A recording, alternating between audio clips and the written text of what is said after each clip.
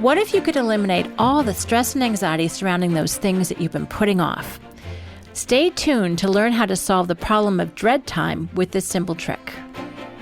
Hi, Shannon Waller here, and welcome to the Inside Strategic Coach podcast with Dan Sullivan. Dan, you brought up a very fun term the other day in one of our workshops called dread time, which was kind of fun because you described your own experience. In this case, it was preparing for a new workshop that everyone related to. And I thought that would be a really fun topic for today because most people think that you don't experience this, but you do. So can you talk about what dread time is for you? Well, first of all, I have to give a bigger context for this, that we're in a 12-month period where we're having people essentially free up 1,000 hours from their existing commitments and existing obligations and their normal work things that they have to do. So it'd be 1,000 hours that if you did it this year, it'd be more or less a repetition of last year, and you're going to free up those 1,000 hours through another concept.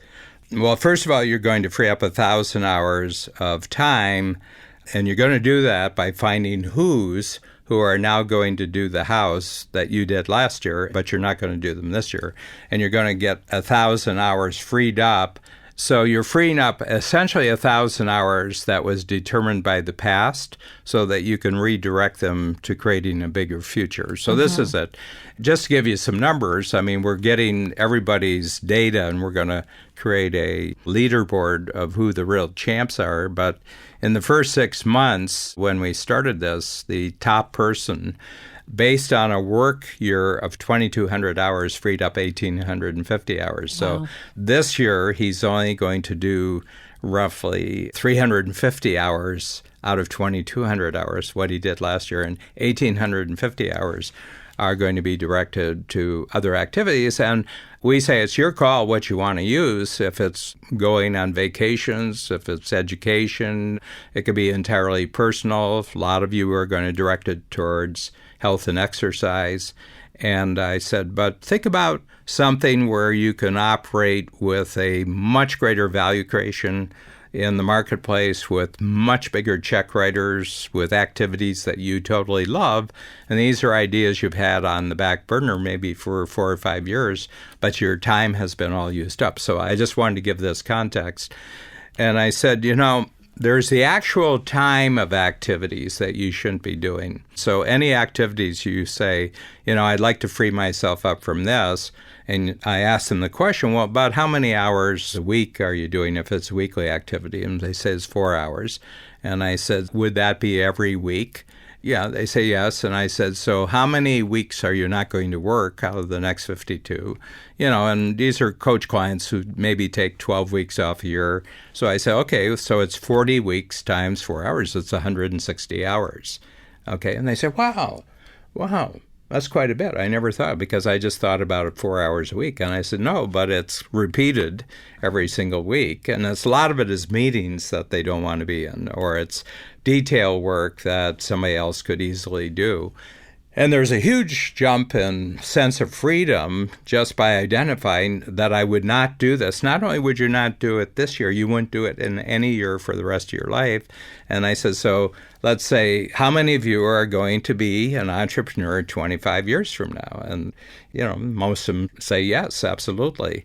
And I said, so it's 160 hours times the next 25 years. Now we're talking about some big, big numbers. You're talking 200. I'm doing quick math here. I grew up when you could do this stuff in your head. But it's in the thousands of hours. It's a big number. And I said, just think about that. You just freed up the next 25 years of never doing this activity again. And it has a huge impact on them. The thing is, they learn it with these 4 hours, and then they start going looking for 3 hours here, 5 hours here. And pretty soon they're up in 500 hours they're freeing up. But the one with 1,850 hours, he did it with 11 decisions and moves, and he pulled it off basically in 6 months. So he pulled 1,850 hours. And I said, now, I want to tell you something else. When you have an activity that you really don't like doing, and it actually kind of irritates you, how many of you procrastinate in getting to that activity? And, the hands go up. I know I have to do it, but I don't want to do it now. And I said, so when you're dreading doing the activity, are you productive when you're dreading that? No, and they said, I'm paralyzed, and I fool around and, I look at this and I look at that and I'm distracted. So I said, how many of you, the amount of time dreading an activity you don't want to do is multiple times the actual doing of the activity? Let's say it's an hour to actually do the activity, but you dread do it. How many of you know situations where you dread it for 10 hours before you actually do it? So the dread time, I'm introducing this concept, dread time probably wastes more of your time and your energy and makes you feel deflated and, undermines your confidence. The dreading of doing an hour's time might be 10 hours of dread for the actual doing of the hour. And actually, the experience of going through the dread is much more painful than the actual doing of the activity because you're in motion. And being in motion actually creates its own energy. And then you want to do it as fast as possible because you don't want to be in an activity. So I introduced this idea, and this was after people had made really a lot of progress freeing up things and getting themselves. And they always pick a who would love this activity, and because they love the activity, are a lot better at it. Okay, and they don't have the emotions attached to the activity. It's what the entrepreneur wants, and I can be a hero. They can be a hero for doing it. So, and I often say, the things that you hate, other people love. And that's why having upwards of 8 billion people on the planet, there's got to be somebody out there who the activity that I dread and I hate doing when I'm doing it, I bet there's somebody out there, if I define it right and get it out on the internet, I bet this person will do it for me because they love doing this activity. So this whole thing about dread, is a really interesting thing. And it's strictly going on in your brain. It's true. Nobody outside of you has the foggiest idea what you're going through. It's just you torturing yourself. It's just you telling stories to scare yourself so you can't be productive, So Dan, what's an example of dread time for you? Yeah, and I'm a last-minute guy. And those who know the Kolbe profile, and they know what a fact finder is, what a follow-through is, what a quick start is, what a implementer is in the Kolbe profile. I'm a kind of an extreme case in that I have 2 fact finder, 2 follow-through, 10 quick start, 4 implementer. Yeah, and I really use the implementer because all strategic coach concepts and tools have diagrams and forms, and I'm the original designer of most of the first time it's happened. Then it's modified by other people for other people. But I like drawing things out, and I actually think things visually. So it's not hard for me to draw because I see situations, I see ideas, I see them in diagrams and arrows and stars and circles and, boxes and everything like that. So as we're recording this is the beginning of our 120th quarter, which is 30 years. Of every quarter for 30 years, I've designed at least half of a workshop with entirely new material. And even the stuff we're using, again, I'm going to approach it differently. And it's part of our, if I call about competitive advantage or unique advantage in the marketplace, there aren't many coaching programs that in the 30th year are even more creative than they were in the first year. It's a strong suit that we have, and we have a lot of very gifted individuals who love creating new stuff in our program. We have great packaging, we have great artists, we have great writers, sound engineers and everything else because we have this capability. And so I have 40 clients right now who've been in the program for 25 years. And the reason I said every time I come back, there's something new. And I said, I've never seen a program where there's constantly new stuff. And I said, well, it's like music. You have a favorite singer and you like to hear the new stuff, but if they don't sing the favorite ones, it's not as satisfying. Paul McCartney, you don't go to a Paul McCartney concert unless somewhere in there is yesterday. You got to sing yesterday, That's true. Yeah, it's like one of my favorite all-time entertainers is Roy Orbison. And Roy Orbison, I don't care what he's singing that night, you got to have Pretty Woman, but Right. and 3 beats into it, Roy Orbison doesn't fool around when he starts his song. So we like new, but we like continuity also. And you're always balancing of how much new do they need and how much reinforcement of favorite things do they like. But I think about this, I'll be thinking about what's going to happen for the next quarter, but it's really not until the last 2 weeks before the deadline, and this is production deadlines. I've got whole teams that can't do a thing until I've delivered the ideas in, rough form and diagram form. What I realize is that I love the activity of creating a brand new workshop. And when I get into it, the actual designing, it happens really fast, and my teamwork is really great. But I put them under a lot of pressure. But not only that, I realize that I hate those last 2 weeks. I love the activity, but I hate the situation that I put them into. And I've done this for 119 quarters.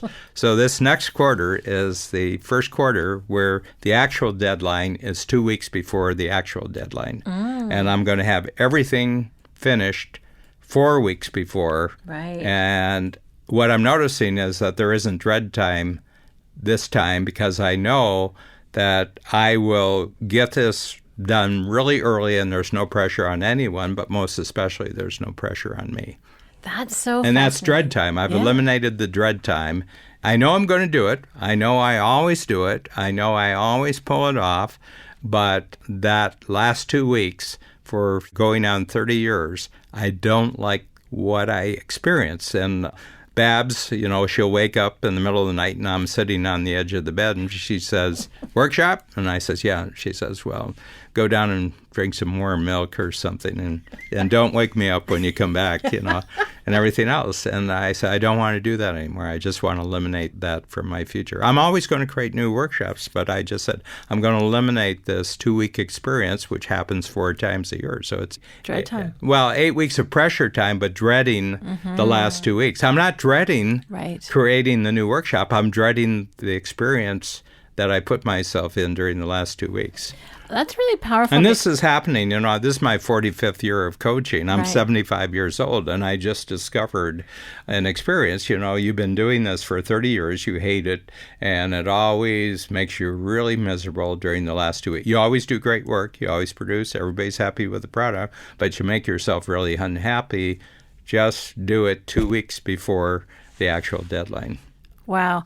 Dan, I think the distinction between you love the activity, but it's the timing of it. And I hate the way that I prepare for the activity. I hate the way that I set up. I hate the way I organize the experience. And I dislike that pressure. Right. What I also really appreciate is the strategy that you have is actually changing the timing, right? The deadline is now well before. So you've got a whole different set of strategies emerge. Probably teamwork will change as well. I know you're working with Kathy, our brilliant program designer, to kind of get exercises figured out sooner. In fact, I think you had some of them figured out at the beginning of... I'm already working on the whole morning, which is usually the new stuff is the morning. I've got it down 80%. I'll start the actual design process 6 weeks before it's ready. And once I get into the actual activity, it goes really fast. So, and I said, a deadline's a deadline. Give yourself a deadline that makes you happy. Don't give yourself a deadline that makes you miserable. It sounds so simple, but it took a while to figure that out. Yeah. I love it. Well, Dan, this is kind of a cool approach to eliminating procrastination, to increasing unique ability teamwork, to really avoiding that emotionally traumatic time, which I think a lot of entrepreneurs go through with a bunch of different circumstances. So I appreciate you sharing that up until now you have had dread time, and I think that's sort of a new insight for people. And I actually knew this because I had a great accountant in the program for about 15 years. He was in the program for about 5 years, and he made a radical change for the accounting industry. He said, 1st of April, I'm going on holidays for the whole month of April. Well, I don't know where it is around the world, but in the U.S. and Canada, April is when accountants do not go on free day because you're working 12-hour days. It's highly pressure. And he said at the end of 1 April, he said, I'm never going to go through this again. And he says, I'm going to start communicating to my clients. He says that you have to have all this year's numbers in by January 31st. Okay. And he said, if you don't have it in by January 31st, you're going to go into the penalty period because we're not going to file until after the deadline. And the government has ways of encouraging you not to do that. Okay. And he just told them, and people said, well, you're not my accountant anymore. And he said, you know something? It's a free marketplace. It's a free choice. But he said, this is the way I'm going to do that. And anybody who said that, he realized that they were a large amount of the pressure because they would get it in a week before. And just by them saying, well, you can't be my accountant anymore, he actually opened the space, and he got great accountants who says, well, whatever the rules are, he says, why wouldn't I want to have it in early? Why wouldn't I have it in as soon as possible? He says, oh, that'd be great for me too. He says, I'll tell my team that it's not March 31st, it's January 31st. And within 2 years, he had changed his entire life. And every April, he went for the last, you talk to accountants, they say, oh, April, wow, dreadful April. I hate April and everything else. And he said, I'm not going to hate April. I'm going to be on free days in April. So, everybody's got their own world and everybody's got their own ways of organizing their time where it's not actually about the activity.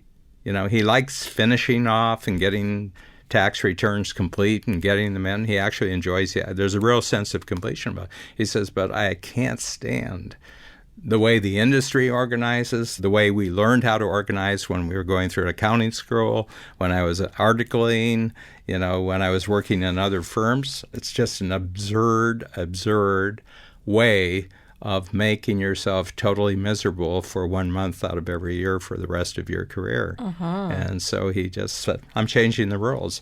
And he says, if 20% of my client base doesn't want to follow the rules, good, I'll find 20% who are better to replace them. That is so insightful. I love how he did it. I love how you've done it. And I'm sure that I'm going to think about some ways that I can eliminate some dread time. And I know it'll be really useful for everyone listening. Thank you, Dan. Thank you. I appreciate it, Shannon. At Strategic Coach, we focus on growth in every area of your business and life, leading to freedom that entrepreneurs dream of. Join Dan Sullivan, founder of Strategic Coach, for a brand new on-demand web presentation. It's a breakthrough hour of wisdom, insight, and proven strategies. Over 18,000 entrepreneurs can't be wrong. Watch today at danwebinar.com.